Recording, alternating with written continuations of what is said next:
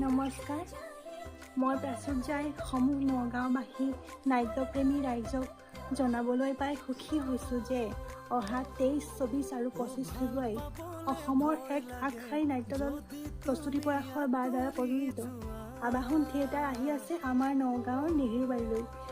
তিনিটি সুন্দৰ আৰু মননশীল নাটক লৈ তিনিওখন নাটকেই খুব ধুনীয়া হৈছে। এইবাৰ প্ৰথম নিশাৰ নাট দেৱৰ দ্বাৰা ৰচিত অহংকাৰ আৰু দ্বিতীয় নিশাৰ নাট মীনাক্ষীৰ সংগীত সন্ধ্যা, তৃতীয় নিশা তথা অন্তিম নিশাৰ নিবেদন নতুন সাজেৰে গিৰিপাৰত কইনা আহিছে।